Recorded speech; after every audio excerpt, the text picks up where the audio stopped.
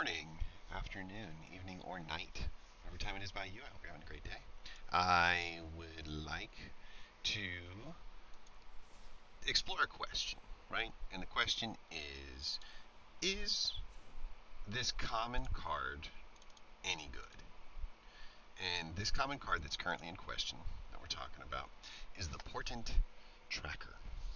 And so it's interesting because it's a mana dork that reminds me of maybe like the one drop one in the one drop one in what's it called, the last series that we just had, Phyrexia All Will Be One, where it used to get an oil counter, right, for tapping it, and then you can tap it again, remove an oil counter, and untap a land. Right? So it has that similar kind of mechanic. The reason why I feel like this card is very similar is that on turn one you play this, and then you have to put an oil counter on turn two. That's because your first opportunity to tap it is on turn two, unless you got another way to stick an oil counter on it, maybe like a million different ways, right? I don't need to teach you how to put oil counters on things. That was a set ago. But the general idea was that on turn three, you had your first opportunity to gain an extra land out of this thing, and it wouldn't in the it doesn't block very much, just kind of sits there, but it gains you that extra mana unless you cast something with 4 mana on turn 3, as long as you're staying on time with everything that goes on. This, as soon as it hits the deck on turn 3, can also give you that piece of extra mana. And so on turn 4, or I'm sorry, on turn 2, you can play this, and on turn 3, you can use it, right, to get that mana when you tap it. So very much some of the most top common cards that were in the set on the last one. Top uncommon, top common. So, I decided I would take a look at the version of this card that exists in the new set, March of the Machines. And what Mom brought us was the Portent Tracker. And what the Portent Tracker does is it untaps a target land. Obviously, when you play this on turn 2, you don't get a chance to use it, but you do get a chance to use it on turn 3, right? And so on turn 3, you figure you got 3 lands that are out there. You tap 1, and then you tap Portent Tracker, and you untap that land, and now you've got 4 mana to spend on turn 3. So very similar effect in all 3 different cards. But the question is it any good? And I think the answer is yeah. I think it's actually a little bit better than the vine here, the Rust Vine Cultivator. I think it's a little bit worse than this because this thing has that ability to become an offensive threat after it's been tapped 3 different times, somewhere around turn 5 or 6. It's now got an opportunity to become a 3/3, assuming it had some things in your graveyard to eat, right?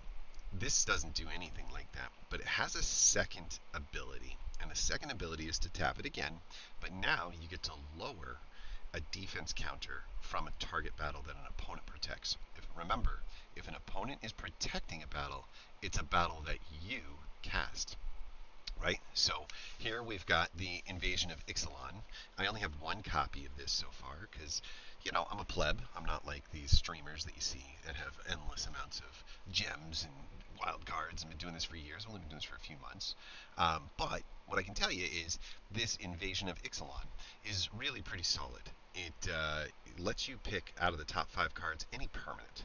So a lot of the other cards that we've seen do something like this, I'm talking about, in the past, cards like the Piggy, what was he? I can't remember the name of him off the top of my head. Sorry. I should know him off the top of my head if I'm going to bring him up. But yeah, the guy who searches 3 cards, and if he hits you a land, then you're good to go. He's a 3/3 for 3, and just kind of keeps you on time. He was a really superstar inside the draft format because he was big enough to block most of those little toxic creatures, and he was really able to keep you on time, allow you to keep a lot of hands, not have to mulligan in order to kind of continue on, because you knew you could grab that 3rd or 4th land, I think, because I think he cost 3 to cast, if I'm not mistaken. If I could only find this pig. Alright. Anyway, you guys, again, I hope you know what I'm talking about. Let's make sure we get it right, though. 3 green creature. I'll whittle it down. There he is. Contagious Volrak. Right? We all knew it. It was on the tip of our tongue. Nobody forgot it. Okay, so coming back to the conversation that we want with the Invasion of Ixalan. The Volrak would search for 4 cards. They have a version of the Vorak that's a 2/2, still costs 3 mana in the March of the Machines, that searches 5 cards. I've definitely still missed on getting a double-sided card or a land card out of 5 cards before. And so I don't want to miss, right? And this thing kind of prevents you from missing. If you miss on lands, you can find yourself a cheap creature right here that will give you some more lands. If you miss on, creatures, you can find another land to ramp. There's just a million different ways that out of 5 cards, it's it's almost impossible that you're not going to find a permanent or a land, right? Like a permanent in there. They're all permanents to the most part. So you should be fine. Not everything can be a spell. So I do think that this is good. It's a really good way to plan out what your turn 2s or 3s or 4s want to be. And then it just sits there, right? It's just you're not dying to knock this thing out and get a 4/3 that's indestructible. But if you have a Portent tracker here and he ain't doing anything, and it's early in the game, and so you're not even too afraid of the threats that are coming your way, I do think that knocking this thing out little by little, maybe if you've got 2 of these guys, like, you could just erase that sucker by tapping little 1/1s that you ain't really doing much, like, as far as sending in is concerned. So it's like you attacked the invasion with him. You just don't have to worry about the blockers. And I think that that's where that card really takes off. No longer do you have to be fearful about a invasion that has a high amount of, loyalty counters, or whatever you call them, defense counters that are on there, because you can just whittle away with the Portent tracker. And that means you're going to be able to unlock these things faster. You're going to be able to get just about anything you want out of these pretty much on time. If you want to do it later, you can do it later, and just kind of whittle away with this. If you want to make a main attack, but you're a little bit afraid, I'm only going to be able to get 2 in here with this one, that's okay. There's the 3rd one just waiting for you on the back end. A lot of people aren't aware that this is a kind of a battle killer, so to speak, and so they don't react necessarily to it. It'll also, think about what this thing saves you too, right? Like, sure, you're tapping it in order to get rid of the battle, but what you're gaining is pretty good. And like, you can tap this thing pretty late in a turn, and then it untaps immediately. So you can kind of like do like what you used to do with the Rustvine cultivators and stuff, where you used to wait until it was like, is it gonna go? Is it not gonna go? I don't know. And then boom, there you go. You can throw it back out. Other cards that are in here are kind of my standard ramp. And the reason why I like the standard ramp in this decision is because I do think that the Portent Tracker and these kinds of invasions are, this one's going to get you 2 basic land cards and put them on the battlefield, right? So we picked these invasions because they're going to keep us on track as far as ramp is concerned.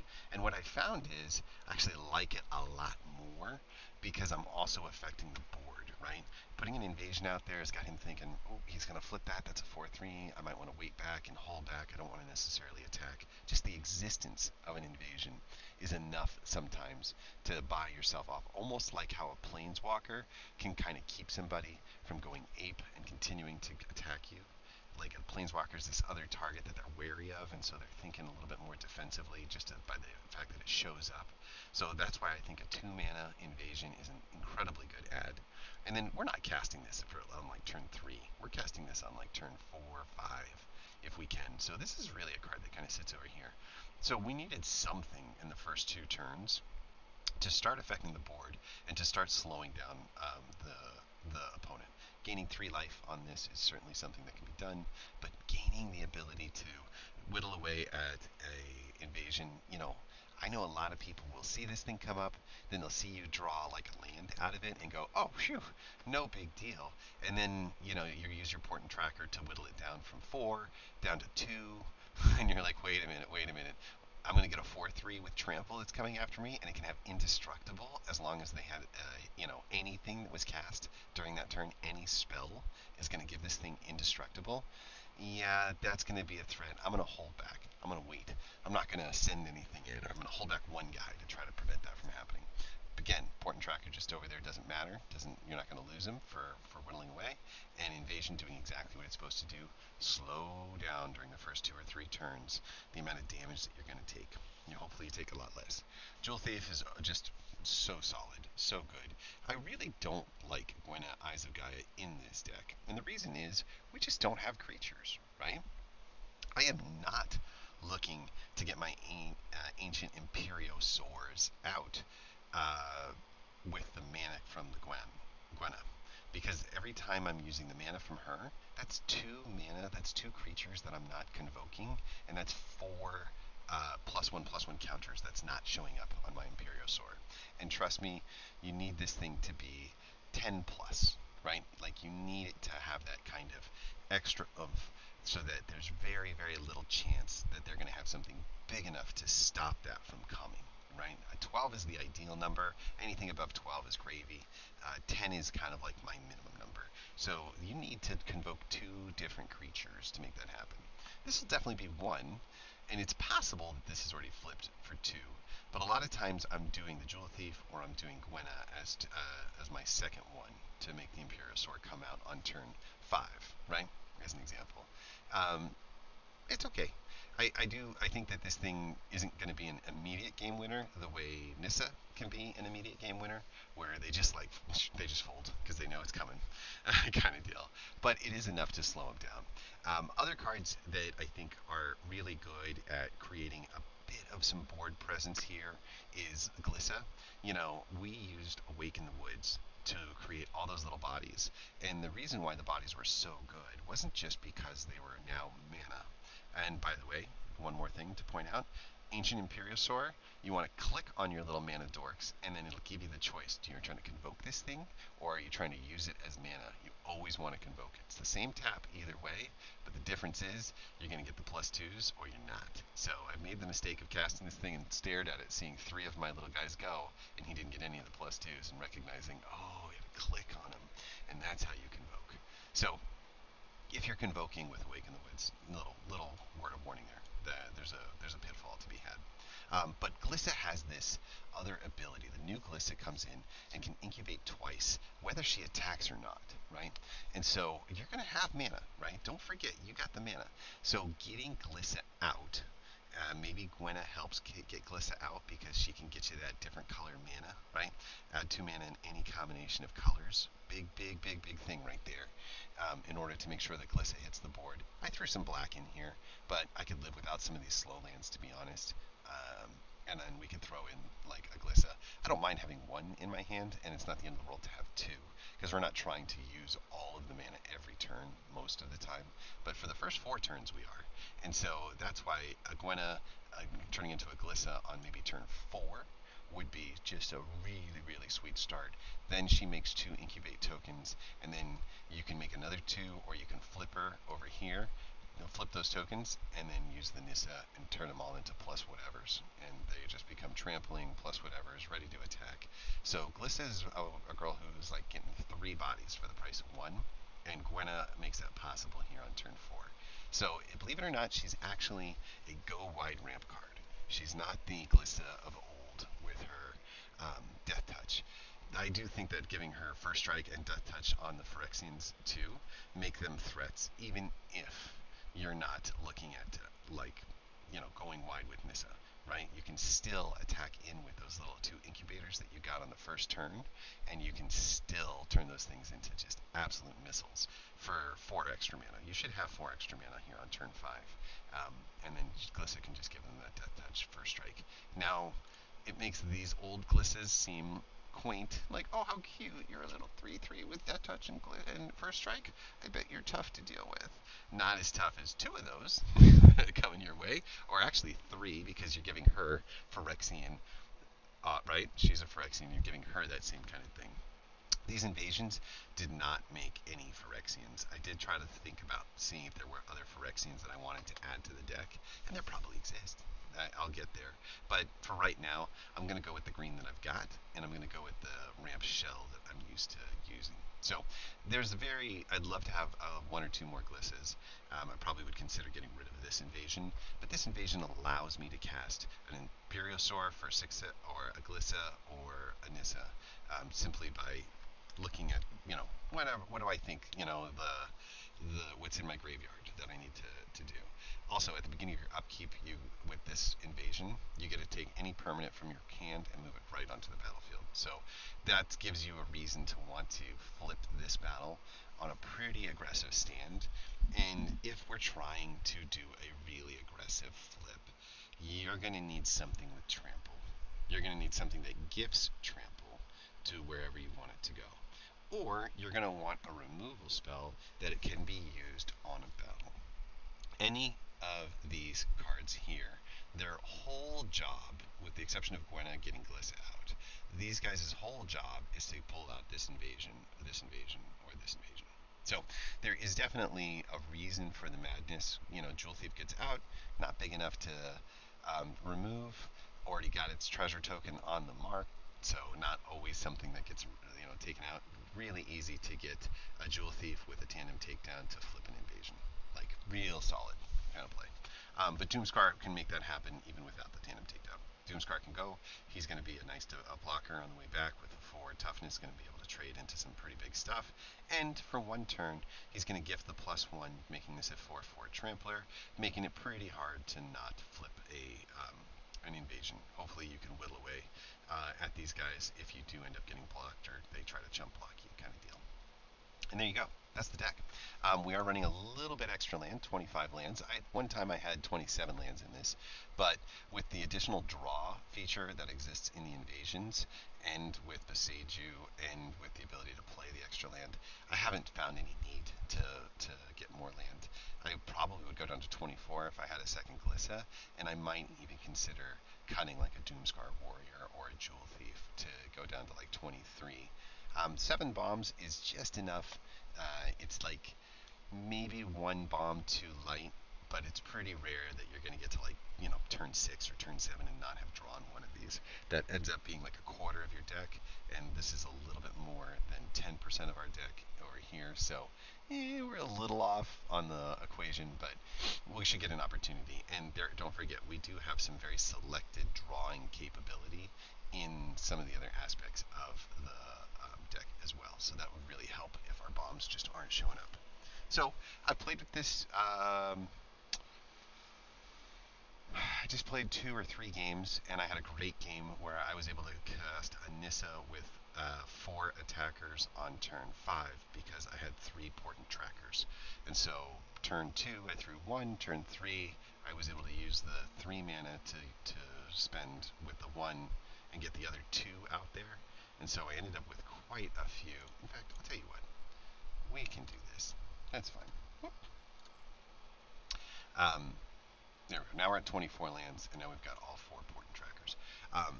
Anyway, like I said, though, I had 3 of these guys out by turn 3, which meant on turn 4, I had the ability to cast my Awake in the Woods for a massive amount. I was able to get like those 3 or 4 bodies that were out there, and so I was nice and wide, and then boom goes the dynamite. Nissa shows up, cast her, use her all up with the -7 right off the bat, and gave these guys, I think, because the Awake in the Woods was 4, and I had 4 mana, that was out there, maybe 5 mana. I gave them all like +8s or +9s, and the opponent was just like, I'm out. So it was a quick turn 5 scoop, which I thought was really fun. Okay, let's see what we can do. We're going to play a couple of these games on stream and check out the deck. Might shorten that up a little bit.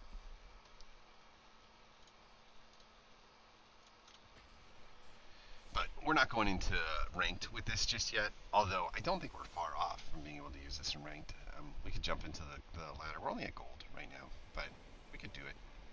Drew a Nissa, drew 3 lands, have the Awaken of Woods and the Gwenna. Yeah, a little bit scary, I guess, in the, he's a Star Wars Mage Windu. A little bit scary in the sense that, like, we might get run over if it was mono red, but it wasn't. So we're not dead. I like to go from left to right, kind of like the way we read in America. We'll say next, and looks like we're facing Samurai. Samurai can be kind of tricky. They don't go wide on their attacks, but when they come in, they start to end up like this, getting indestructibles and all kinds of goodies. So a little scary.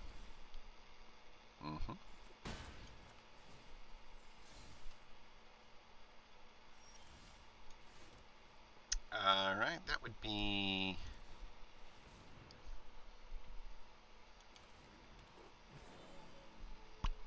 Chump Block City, if you ask me.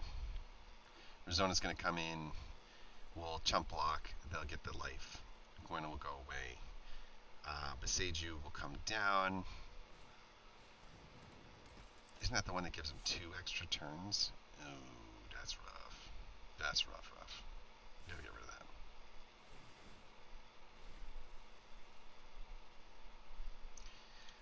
I think we say no here, and then there'll be another turn.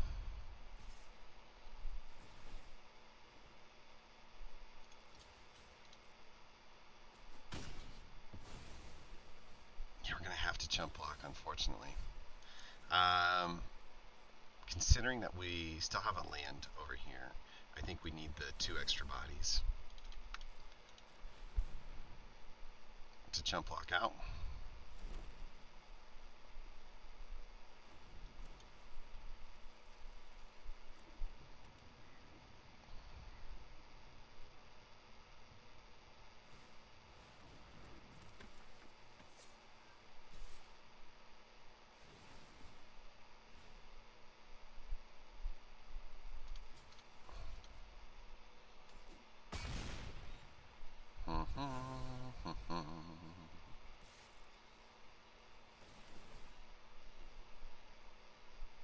Man, I wish I had that extra body.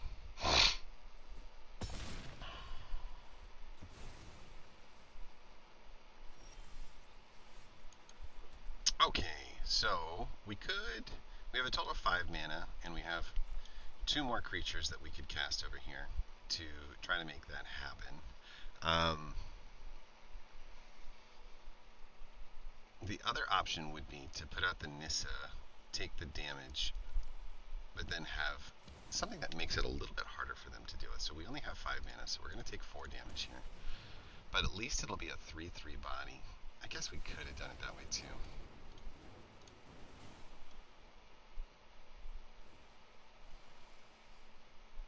Let's see. Would have loved to have a tandem takedown. It would have just been sweet. Shakedown heavy, huh? Can't.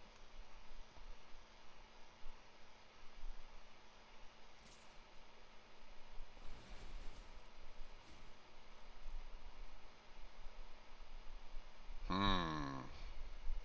think I let that go.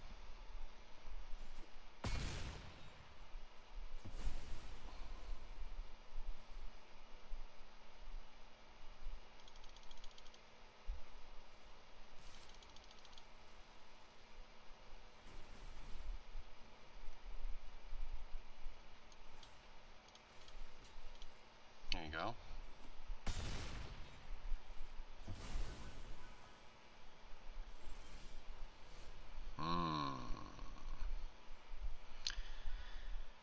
Okay, unfortunately, we got to go with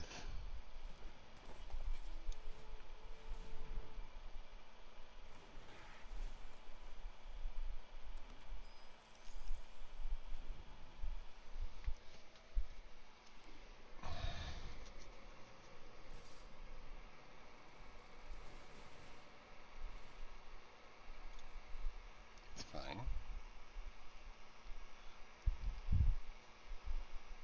Saves a body for us.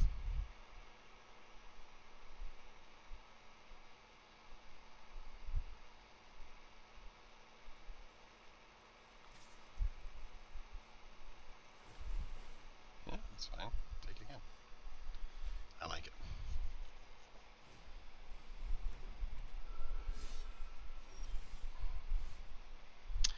Okay, so the question, I think we're going to have to go with Glissa at this point, just to try to get the extra bodies to block that are out there. And if we can get that extra mana or 2, that would be great. But I do think that this buys us at least a little bit of time. Tapping this guy doesn't do us any good, so we just say next. We'll say incubate twice. And then we'll say no on the attacks. And here's the problem of, if I use this, he's going to be tapped, which means I might end up needing to use it one more time, right? So I'm going to say end on this.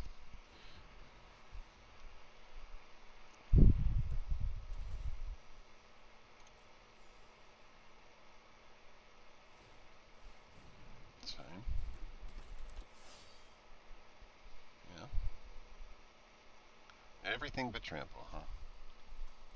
If you just had trample, you'd win the game.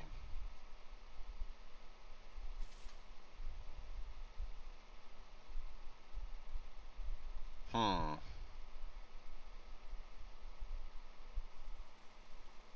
That seemed like a terrible idea.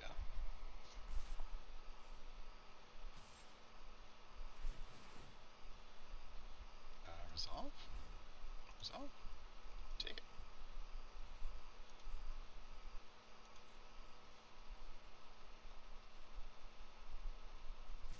Ah, I knew it was coming eventually. Resolve, take it. That's fine. That's one less one I have to deal with. I definitely want to pass the blockers. I want to remove this guy and just get rid of him. I do think that I could chump out here, and then I could stop that from happening. Let's just see what happens. There's a lot of ways for him to win this. What the heck? Ouch. It's okay.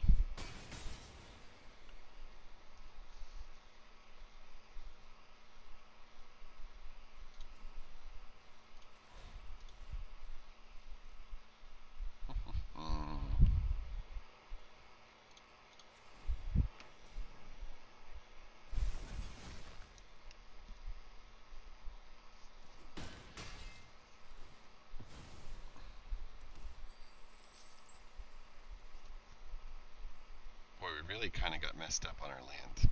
We had to spend so much of our decisions in this kind of problem where like I couldn't even throw this to get the next two lands to guarantee that was there, and we don't have any game left, so we're gonna take the loss, unfortunately. We're gonna go out like a boss.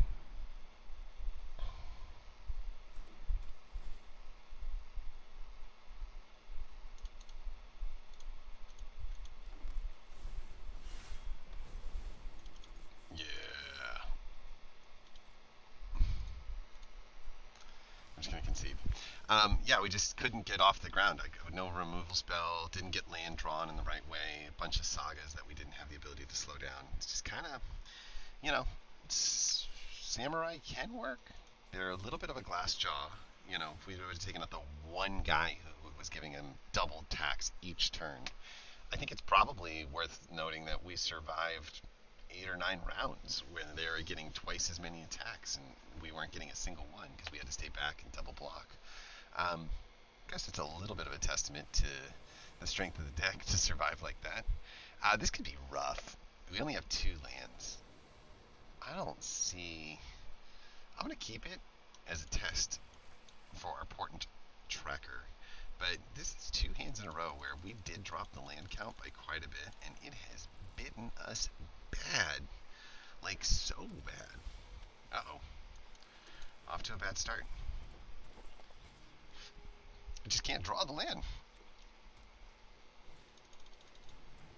Mm-hmm. Yeah, man, I just can't draw the land. I'm lost. Okay, let's go back and fix the deck. If we can't draw land, you know, on whatever it was, like 10 or 15 different draws, we drew 2 lands on the last one, and on this one, that was our 8th or 9th card, and we had 2 lands out of it. That's twice where it's like, what? Like, we need something. You can't have a ramp deck without lands. So, let's make some cuts.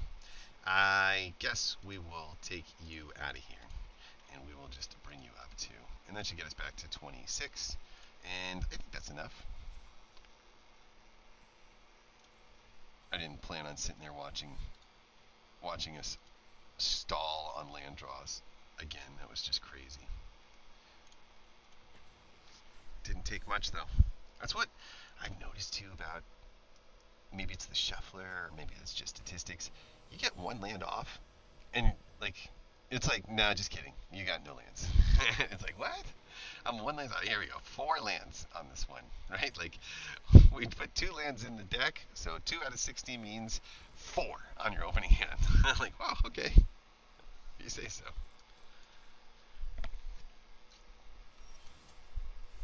Excellent. We can do this and then this. And we actually have a turn 2 ramp, which is good. We have a turn 3 ramp, turn 4 play. off on the Jewel Thief if I don't need to. Depends on what we see here.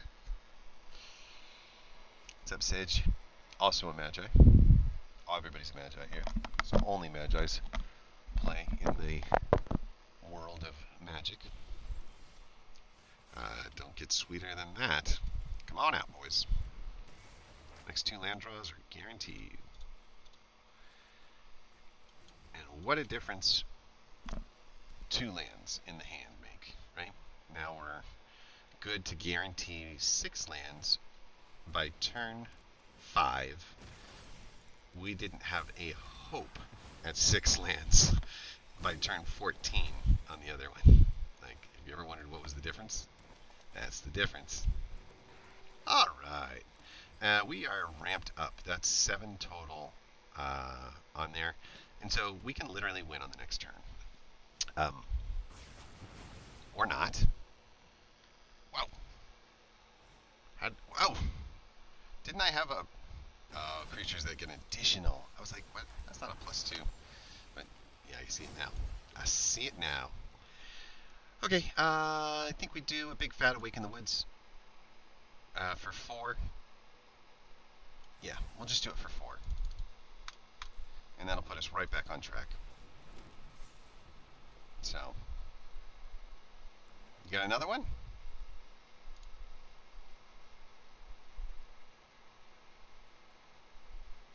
It's a good card. Perfectly timed. If he attacks, I'm going to let him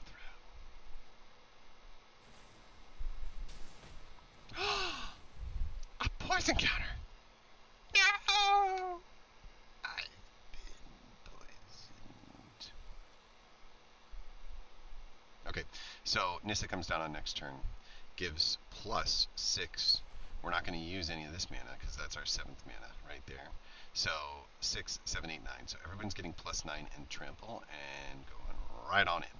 That would be 4 times 9 plus an extra 1, 2, 3, and 9 extra would be kind of too many. Yep. No! I think it's enough. I'm mad. I didn't want to do that. I wanted to do that. No. Anyway, we were supposed to be attacking for 50. It's okay. We would have been well over the side. And that's with a board wipe, guys. With a board wipe. Don't forget, we got our head taken off. That slowed us down at least 1 turn, but I think it slowed us down 2, if I would be perfectly honest, because you can see 3 attackers. You know, you don't need much more than 4. Right? If you got 4, you're good to go. Even with 3, we were enough to get to lethal. So, cool beans. That's exactly what the deck's supposed to do. Just could have done it a whole turn earlier without that board wipe. Let's try it again. I guess the thing that we learned is you gotta have 26 lands. If you put anything less than 26 lands, this game is going to say, ha ha, and it's going to get you. I think slow one out first since we don't have a 1-drop to cast. 2-drop in a second land. We already drew our bomb.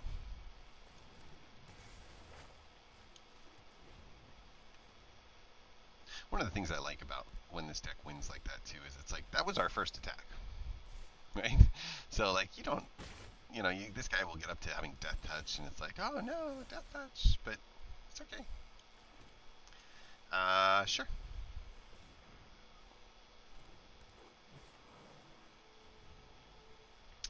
So she's 2, and this is 4, so that's 6. So we're 1 shy still. If we don't draw it, well, we did draw it. I was going to say, if we didn't draw it, we could play the Nissa for 5. And try to move that out there. I think I would just rather convoke the heck out of my Imperiosaur, though, and play the Nissa on the next turn.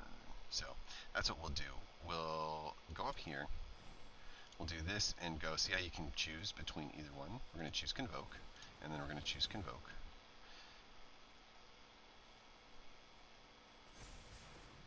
Nice! We convoked and she unwound. That's just awesome sauce.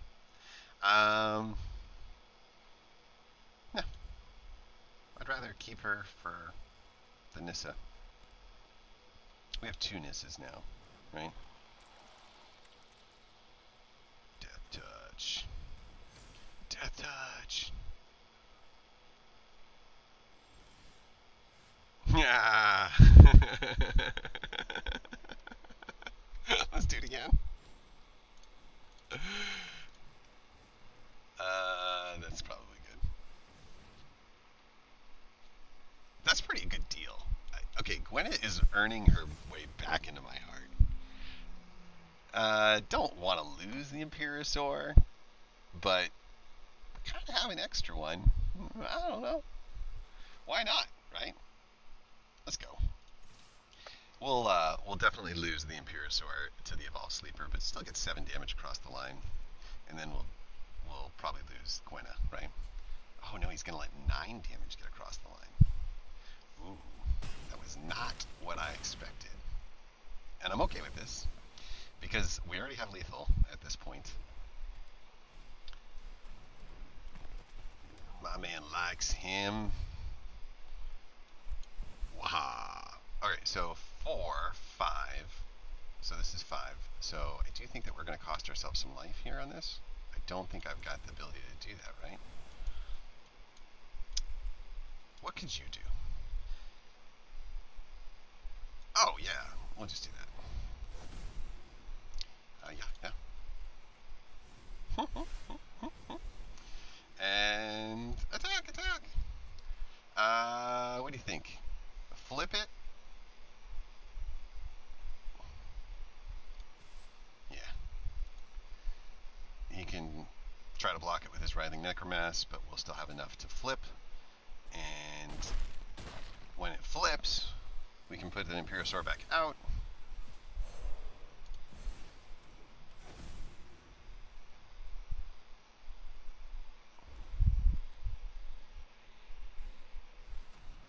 More Death Touch?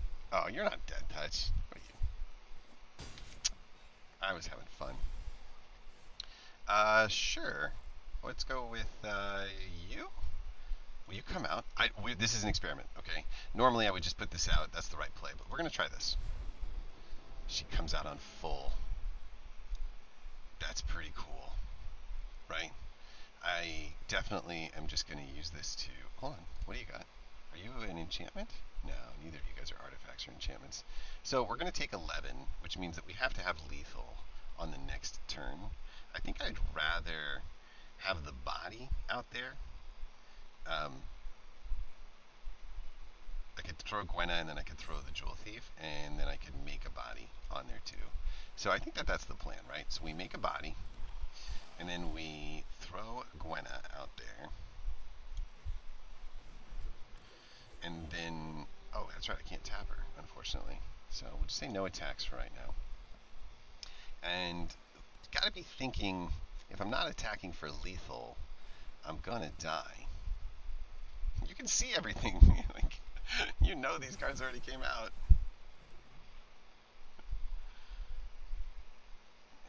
And are you going to quit? No, he's not going to quit.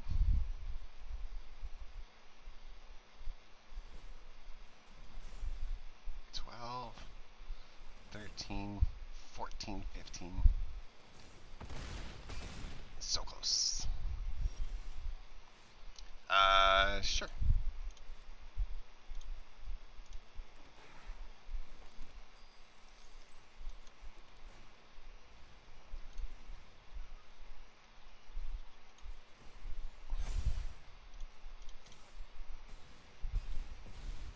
Okay, we definitely could have won that game much quicker, but it was just funner to try to see what we could do with the invasion and with the Imperiosaurs dancing back and forth, and then having Nissas with backup Nissas. Like, that was just my kind of playground. That is just exactly the kind of fun that I want to have in this game, more than just I won on turn whatever 4 or 5 kind of deal. So here's what we've learned so far. Imperiosaurs, invasions, all good. Glissa bought us a ton of time, not bad at all. Gwenna, you're back in. I think we come down and we go up. Like, Like, I don't want to do too many Gwenas because she's a legendary creature, but that's good.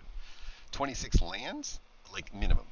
Minimum. You get above that, and it's just really, really difficult to know if you're going to have any to land. And if you don't, there's just not enough beef down here in the first 2 or 3 turns to say, oh, we're going to be fine. And then we haven't yet answered Portent Tracker. We haven't ramped with Portent Tracker. I've done it in a game that's off stream, but we haven't done it together, which case it just doesn't exist, right? So we'll try it again. Go back in for one more game and see if we can't get an opportunity to play that.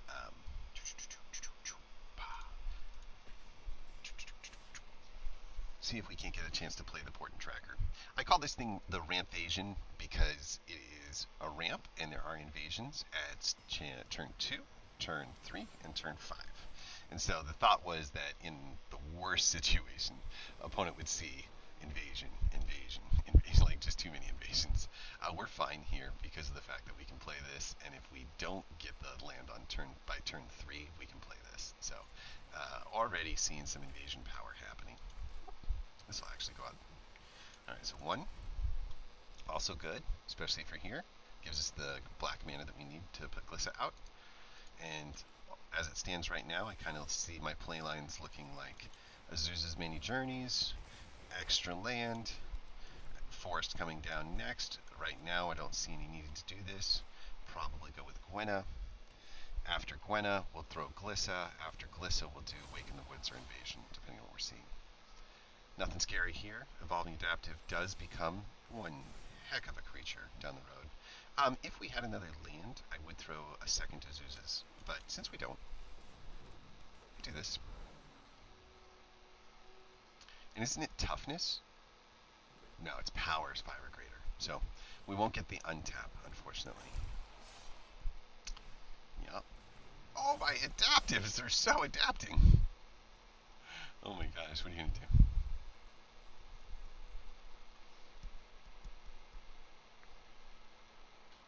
One, two, three. You could turn them on to 2/2s, and turn them on to 3/3s. Oh, that's gonna ruin my plans. Man, that hurts. And still double spell over here.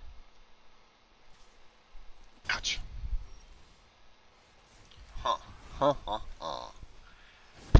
Okay, so old school. Beseiju, 2 mana hit, 1 guaranteed to land. Definitely think that's probably the right answer. New school, invasion, has us draw something, and maybe the something is like a Portent Tracker, which would open up an extra piece of mana, allowing us to do a extra spell. But we're not going to get 4 mana back out. Not unless we attack with the Likeness of the Seeker, and then we can untap the lands. That's an interesting playthrough line. I kind of like it, actually. So let's see what happens. We'll do the Beseiju. We'll grab these 2. Okay. If... Oh, that's right. We just flipped. I was going to say, if we could attack and then unflip 2, we could play Azusa's and play the other land. That was going to be a mega ramp style.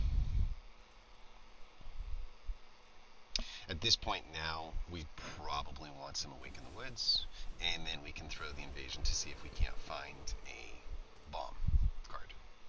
This thing turns all of their lands into whatever color they need to be. Any color of any mana. You can +1, and a target land becomes a 3/3 with Vigilance and Hexproof until your next turn. So it's just like a one-time, 3/3 attacking you kind of thing. This thing mills 3 cards, put a permanent card from the milled card, so it's a card draw, essentially, or you can get the emblem. Having Vigilance, Hexproof, Haste, oh, he's just a land. Oops, he used it as a land.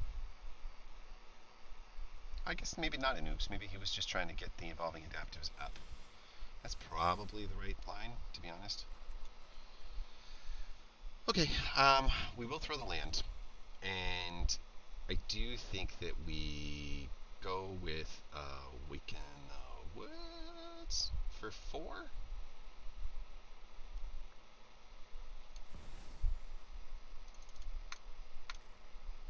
Auto pay. And we'll say no on the attacks. Say no. trying to think what would have happened. Double evolving adaptive block, undo 2, 3 lands. We would have been able to cast a Gwenna and replace the body. Then we would have been able to put a Glissa out. Maybe that was the play. I think the right play, yeah, and see, now we're going to lose her. The right play was to attack with the Likeness of the Seeker. If she doesn't get blocked, she gets 3 in there. If she does get blocked, A-okay. Okay, nice big fat body. Life is real tough for opponent as far as like attacking in kind of deal. Doesn't have any more cards, so nothing to be afraid about. We're going to throw this invasion and look for one of our bombs though, right? You get to reveal a permanent card and put it into your deal, and we didn't get one.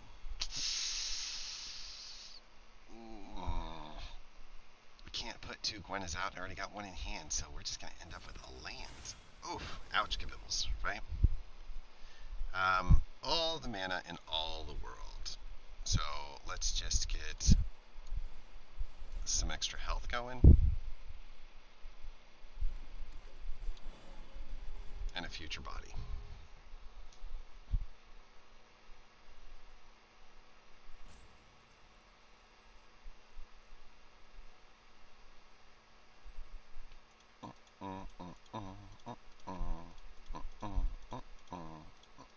I have an evolving adaptive deck that uses the oil and the Urbresk Forge. And so the idea is that every time the Urbresk Forge puts a creature out, it's 1 bigger. Every time there's a creature that's bigger than Evolving Adaptive, the Evolving Adaptives grow. And so it's like giving a +1 counter to the Evolving Adaptives every single turn, all the way across. And that is a deck that really starts shoving some power down people's throat. So Urbresk Forge mixed with Evolving Adaptives. In the middle, you want to put things that proliferate, you want to put things that drop oil counters. Things like the Magmatic Sprinter are really, really good. It's just a really fun deck to play. I call that Agroil because it's kind of aggro with the very low to the ground Evolving Adaptive front, but the oil counter is just driving it. It's just nuts. Well, they thought about it for a long time, and then they decided to say, okay, could do this again. Sure. Why not?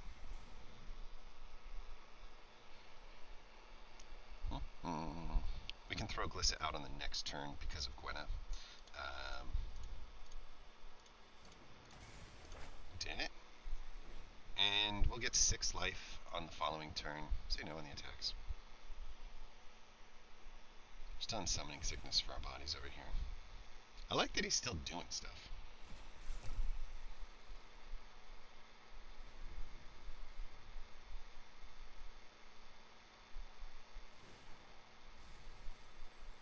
Oh, we can get a Borak. Or a recommission. Return a target creature with mana value 3 or less from the graveyard to the battlefield. That's the card. What? What are you doing? Oh, that's just an extra mana. Maybe it's not just an extra mana, but it's...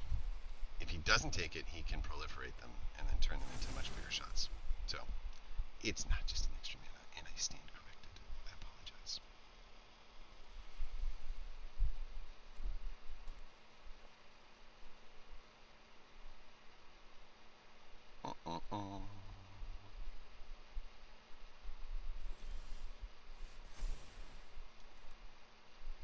Never heard of a mana I didn't want to throw. Woohoo!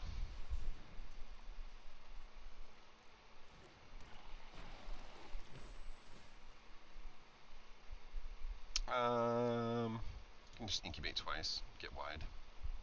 Not that we're not wide already.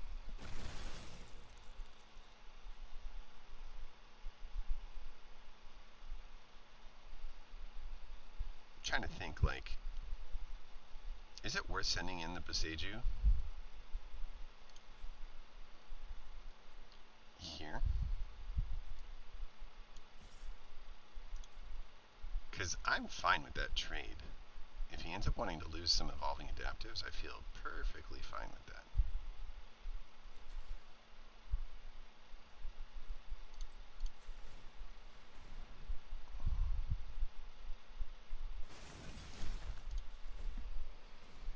Just do those. Just to make sure I've got the kind of jump blockers necessary.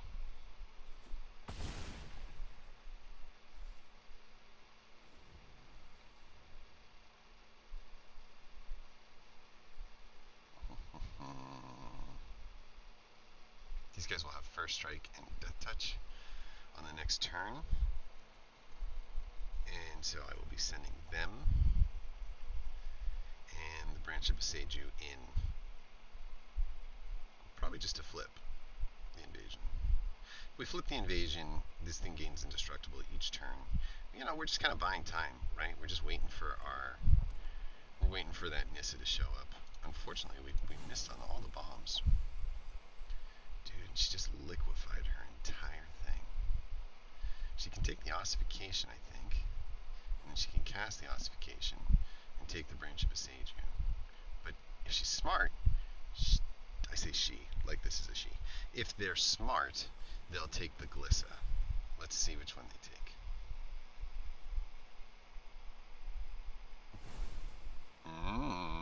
Very nice. Good on you. And aren't you glad we flipped the 2? It seemed like we were spending our mana when we didn't need to at the time. There's some more bodies.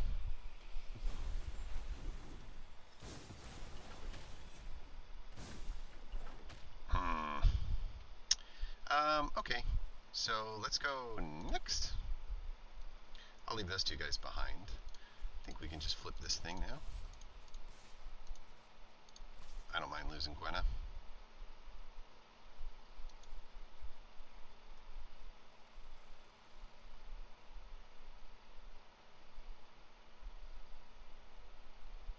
He'll have to lose one of those 2 adaptives, and so the most he could do is take out 2 more. Oh, this would be beautiful. Oh, we love you so.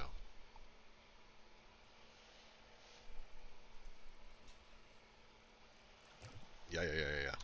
Man, this is where, okay, remember I said we wanted a Portent tracker? Boy, we have 4 of them in the deck, and if there was just one of them out right now, this is exactly the situation that I was talking about, where you're, you know, essentially one little itty bitty man like counter away, but you are years away from being able to flip it because you're a whole turn down the road.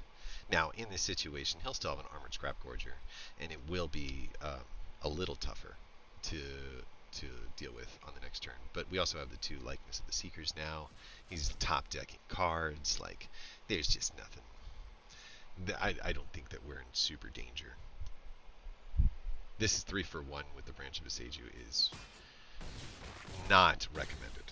Okay, that's all I'm going to say. Sure.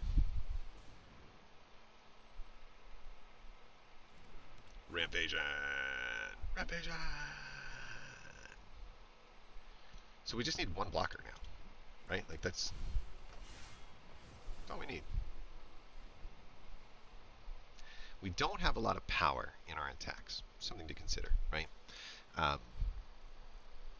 2 attackers for the invasion of Isulan. And then you take a Likeness of the Seeker.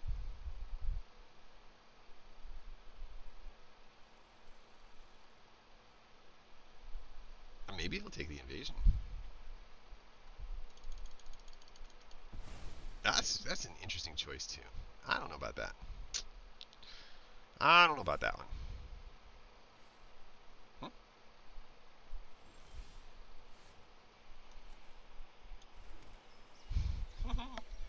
Taplands. Okay, let's go with 2 to that one.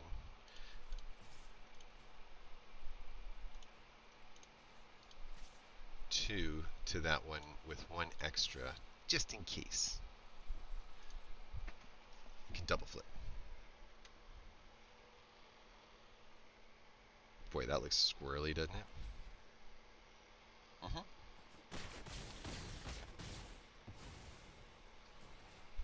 And if we had a card that said you need to cast 2 spells before this happens, this counts as casting a spell. And so that's spell 2 right there, which is just awesome sauce. And all we lost was a 2/2 that we didn't. I mean, we sunk 2 mana into it, right? So 4 mana and 2 mana and 3 mana. Like, The graveyard just not too bad. Not too bad at all. We just won a game and never attacked opponents. But another important thing to notice, we didn't draw a bomb. Except for, I guess, Glissa. Glissa was a bomb. So we did draw a bomb.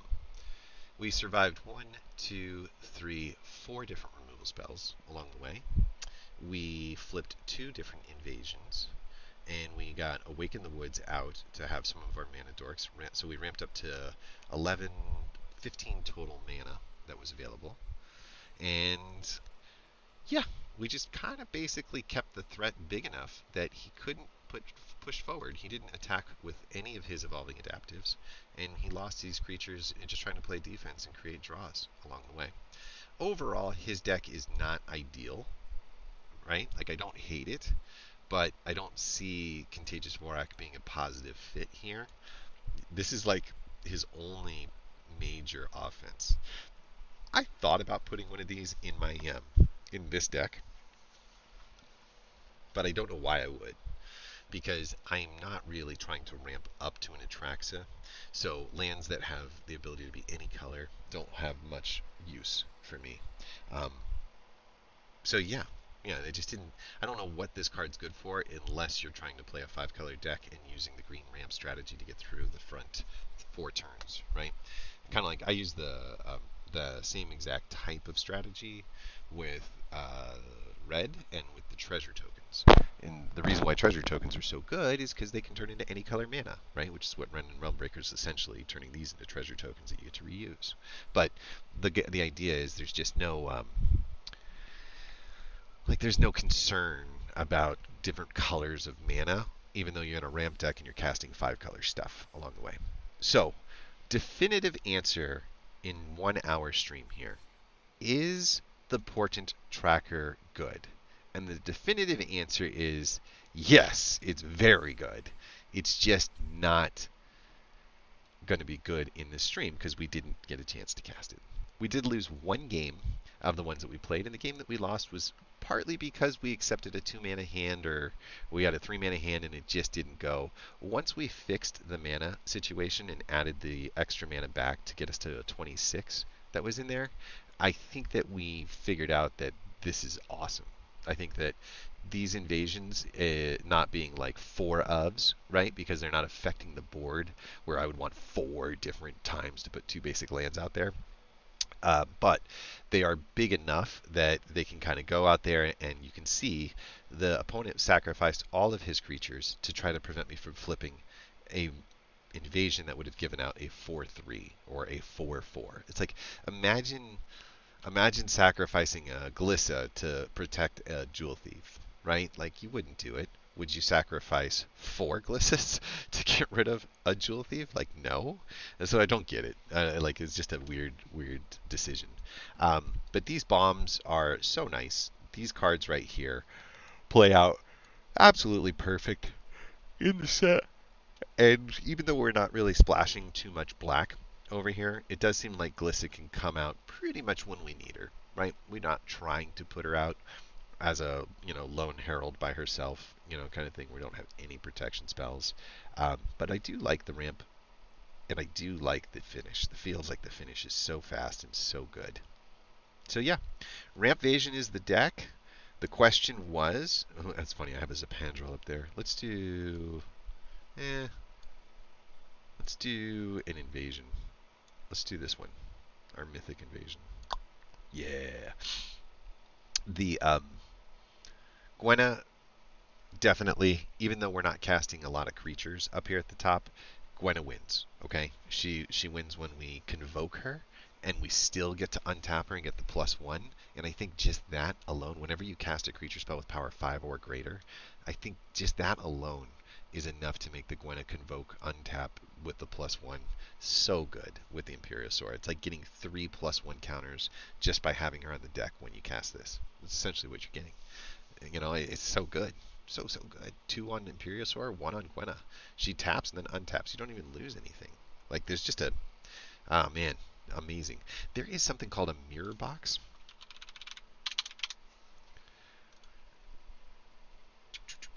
there is a mirror box which would remove the legend rule and so legend rules don't provide to the permanents that you control, and then each legendary creature you control gets a +1, and then each non-token creature you control gets a +1 for each other creature you control with the same name, right? So a couple of Portent Trackers, a couple of Gwenas on the deck, a couple of Azusa's Many Journey stuff that's out there, although I think these count as tokens, do they not? Enchantment creature. No, it doesn't count as a token, right? No, this thing makes tokens, right? Token land creature. So yeah, this is excellent. This would be an interesting addition to the deck, and it would allow us to go up a Gwena if we did it like that, and it might end up making the rest of our bodies just a little bit bigger. And so if we're in a situation where like there was a long stall in the game and it doesn't look to us like we're going anywhere fast, a mirror box would be a fun card to play on turn 5 or turn 6 and then start loading the world up with Gwenas that are out there. Not just any Gwenas either, beefy Gwenas. Gwenas that gain the beef with the Ancient Imperial Swords, allowing us to tap, tap, tap, untap, untap, untap, plus, plus, plus, and just really go nuts. So yeah, this is just for fun. This is not a good idea. It's a fun idea. So a little bit less than the Jewel Thief. Um, it does say 61, so I still hope that's 26. No, it's 25. What else did we add? 1, 2, lost. Go up here. I think we'll just get rid of this. I don't know. I don't know. But as we get some more invasions, and as we get some more cards, we'll definitely see this deck evolve along the way. But for right now, it's in a good spot. And the additions that they've had are not the additions that I looked at and said, oh yeah, Portent Tracker is going to be guaranteed to make the deck. Or I'm looking at these invasions, like for sure. I mean, just on their own, not knowing how they play, I don't know that you can just say for sure we've got to do this, we've got to get involved with it. But sprinkling them in like this, they are cool, man. They are really cool. Just exactly what Magic needed to get away from, 10 hits and you're dead, toxic aggro only style to play. Unless you're at the most extreme level of control, you were stuck having to play that, and there was just no mid game. There was just no ramp. This is fun. I'd much rather play this deck than a toxic deck. Like I'd much rather bomb on somebody than be like, I cast a removal spell that gave you a toxic counter to win. Like that's not fun. These are great. So I would say of all of the decks that I've built in the new set so far, the ramp inclusions are the best. Cards I'm really looking forward to trying are the World Tree. I think that like if you could cast an Awaken the Woods and they all come in as 3/3s, is be awesome. So I would love to put 2 copies of a World Tree into this. Might consider taking this one out because this one, believe it or not, is the least important. And then I would just obviously remove that if I was putting a World Tree in here. But that's one option. Another option would be possibly looking at adjusting top end threats and looking at, I think I might even have one if I'm not mistaken. No, I don't think Ren and the Realmbreaker fits in this deck. There is a deck that she fits in, but believe it or not, a ramp deck is not it. We'll just do not collected. It's this one, Vorin Cleese. Vorin collects. Cleese collects. He's nutty. I like him. You can distribute 7 counters, and then the step 3 of the Grand Evolution is nuts because essentially says you can, for 1 mana, remove a creature, and then for 1 mana, remove another creature, and for 1 mana, remove another creature. It doesn't even tap the creature that you're doing the fight to kill something. And considering that you just distributed 7 +1 counters, you should have the kind of body that's out that is bigger than everybody else. So Vorin Collects is just sick, man. Absolutely sick. Totally dig it. You only need mana to flip him. He casts for 5, flips for 8. In this deck, 8 is something that is clearly available at turn 5. 5 is something that's clearly available at turn 4. So you could Vorin Collects on turn 4. You could Awaken the Woods on turn 5 in order to have enough to flip him on turn 6. And that's just gross. It's just gross. The latest card here wouldn't really fit. We're not going to do any equipment carrying or anything like that, but this thing has a lot of, what, black and blue? Like it's like a Demir kind of thing.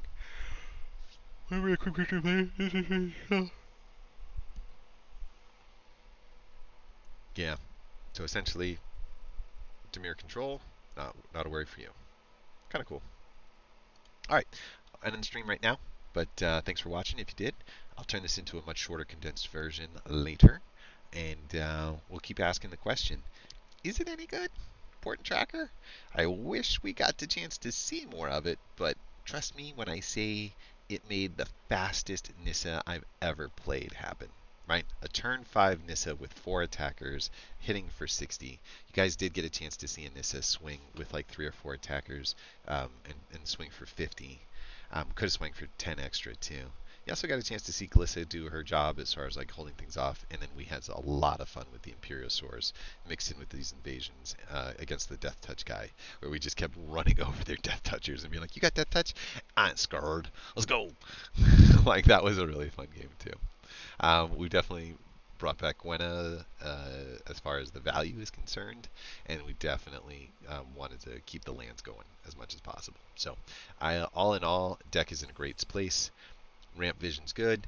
Portent Tracker, we'll call it an important part of that, and the invasions being another really fun part of just making that deck a lot more fun to play.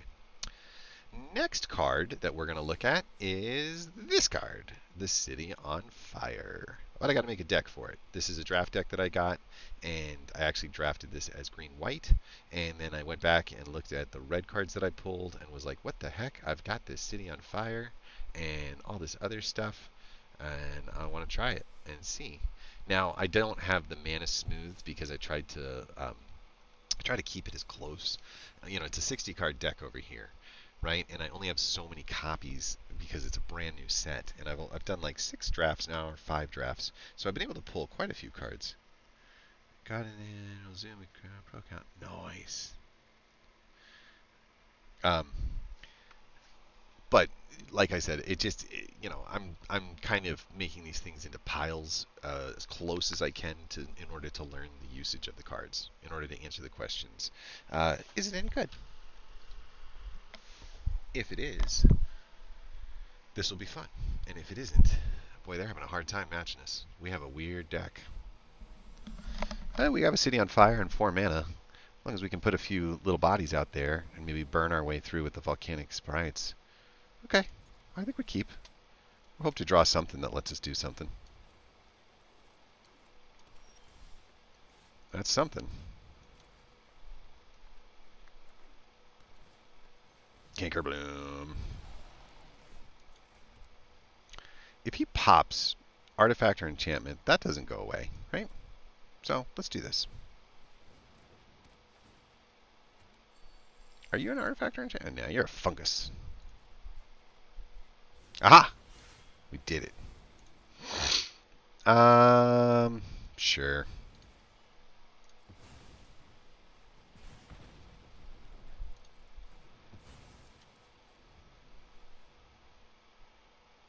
So this invasion is a 2-mana invasion that has 5 on it, and that's not good, right?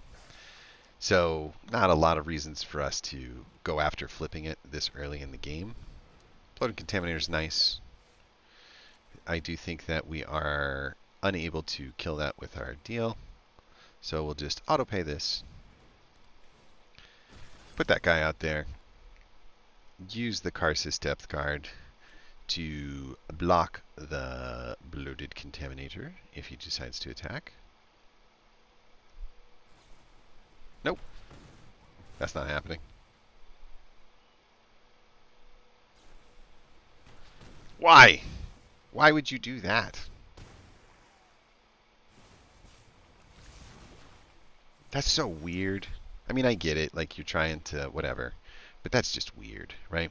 Okay, 3 damage to a target, battle, or planeswalker, which is cool, but we're not going to need it. Well, we are going to need it, actually, now that I look at it. All attack, here you go.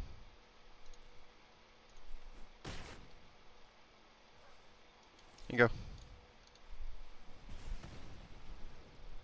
Decline.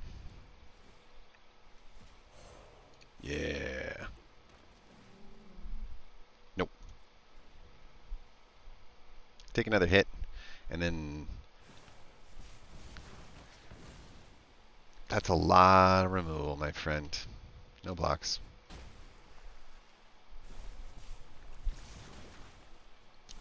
2-turn clock, right?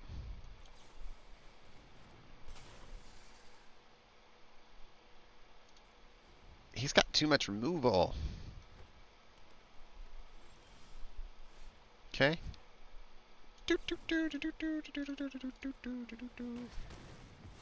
Yay! I'm shocked I can't convoke this thing out. Why can't I convoke this thing out? 1, 2, 3, 4. Did he really quit? Because he lost one guy? Like, you didn't like the removal spells, but you came in with 10 of them. You weirdo. You got all these cards. I don't know why he quit. Using the removal spell cost us 2 mana, right? But the if we didn't, we would have had. We need to get to a total of 8 mana. 1, 2, 3, 4, 5, 6, 7, 8.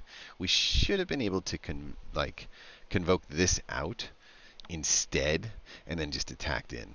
And he would have probably tried to block the Truga, and it probably would have killed him because it deals so much more damage. We'd have lost it, but then this thing would have done 12, and he'd been done 8, and it would have been the same story. I didn't like the idea of having so many eggs in one basket with just one guy, considering there was so much removal coming at our face. So we got the win, strangely, but we did. And we did some fun things. We put out a battle. We used some of the brand new burn spells to rotate a card in our hand in order to make sure that we were continually hitting our land drops all the way through. So a lot of new things that were on display because those are all brand new cards, right? Those are all cards from the new set. And so kind of neat to watch it just own a the toxic du jour. Obviously, you've seen the Imperiosaurs that are out there. This is another Convoke Burn spell. So we had 1, 2 more burn spells over here, 3 more burn spells over here, another burn spell over there to go along with the Cosmic Hunters and the Tandem Takedowns. There's just a lot of removal for a draft deck, and removal in draft can be really, really good. Removal in standard can be really good. This invasion was just a test. I do think I play with it. It's nice if you are missing a mana or if you need a draw card. Like let's say you take your worst card and turn it into your better card kind of deal. And so because it has, you're only spending 2 and then you're getting 1 back of any color you need it to be. Right, so it's like a 1 mana card that lets you clean out, clean your cards in your hand one time, and ramp into a color that you might not, have. Like let's say I needed the white. I'm splashing white, but the whites haven't shown up. But the Invasion of Urgamon gave me a treasure token, and now Quintorius is totally available, right? I really dig this card once it's out there, especially if you've got some things, like you've had some interaction happening and you've been, gaining and losing creatures as time's gone on. All in all, kind of a cool deck. I had a really close nail biter as game 1 was concerned. That's it, though. I haven't done anything else with it. I think I don't know. I've had such a bad time in here. This is the deck itself. So you can see City of Fire, Ancient Imperiosaur. Cards that weren't in there because you can't play them in standard were Finn the Fangbear and Kahira. And Kahira does have some cards that are cats or beasts or nightmares or elementals. The invasion flips over to that was just a goblin, but the goblin creates 2 elemental creatures. Each of those elemental creatures can get the +1s, +1/+1s on them, which just makes flipping this invasion kind of a priority in the game because you want to get those bodies out. Those bodies are big enough now to actually be able to, I don't want to say cause a threat, but they'll be there, and then they become convocable because they have that same color, right? 2 blue and red. Well, they can flip for red. So City on Fire can come out pretty quick. We throw this on 2. clean up our hand, make sure that we're good to go, and then use burn spells if we have to, or try to attack. Cosmic Hunter does also allow us to use something like a 1 or 2 drop that might have a hard time getting through, and turning it into a way to remove the battle. So you don't have to lose all your board state just to flip the battle once and then have a solo 3/3 that can just get removed, right? You can kind of still flip out the battle with the tandem takedowns, the cosmic hunters, and then since we've got the rest of the burn in the background, we're fine. Old-fashioned way of doing it is just having a menacing 4/3 in case we draw this card a little bit later. That's awesome. Chomping Kavu works so nice with Karsus. Throw the Karsus on turn 3, throw the Kavu on turn 4, put the +1 here. Now it's an attacker at 5/4, and it can't be blocked by anything with power less than 2. And so, really, really good. Kind of a sleeper card that a lot of people don't pick up because they don't understand how the backup thing works with Karsus, but there are a lot of +1 counters to be thrown out. All right, and then just more for stabilizing. If we're waiting for an Imperial Soar, or maybe we're waiting to after flip this in order to create the 1/1s with the 3 mana, in order to convoke our City on Fire. Like, kind of tough, but it's okay. This five health with a 5/5, with 2 mana later is pretty good, and then we can use all the burn spells to really minimize how much damage that we're going to take. Ideally, we throw the City on Fire out, and then we just attack in with a bunch of little guys, right? All those little guys that this guy makes are going to hit. Let's say if they're here and they're 2/2s, this thing's going to triple that, and they're going to be hitting for 6s. So now these little token creatures have the perfect play line to start taking out things like a non-convoked Imperiosaur, as an example. You could even double block an Imperiosaur. And you could have 2 little 2/2s come in, and Imperiosaur comes in as a 12/12, and that's okay. My 2 little 2/2s got you. And there's just so many good things that happen once this card hits the deck. It's also not something that a lot of people have removal for. There are some removal spells, but a lot of people just ain't bringing them in. And so by the time this thing's out there, it's usually a little too late. They're not like, I'm just waiting for that City on Fire to show up. So that's the deck. It's a little dirtily. It has like a lot of synergy between each other's cards, but I do think that it doesn't have that sort of game breaker. The only thing I really like about it is how well it works through the first 3 or 4 turns. I feel like we're always winning the first 3 or 4 turns. And if they're not, destabling us at that turn 6 moment or turn 7 moment, I think we win. But if they've got the bomb that does it, well, they've got the bomb that does it. And if they've had it played perfectly because of card draws and they've got the mana, and here comes something that's 6 or 7 mana and it's been in their hand, like, yeah, we can definitely lose. I do wish that we could push a little bit more damage to face on here. And this is probably like my only 2 ways. Does this go to face? Creature, planeswalker, battle, creature, planeswalker, battle. This goes to face. Any target on this one. So, sometimes you've got one of these and you're holding on to it because you just want to get that like last final little bit of damage and get the win. I've definitely lost in this draft format where I've had 20 health and he's had 2, and I can't get there. Like, I just can't find the 2 damage. So having the Searing Barbs in our hands kind of give us that opportunity. We try not to use them on creatures if we don't have to. Although they could make a big creature, unblock, like not able to block us too.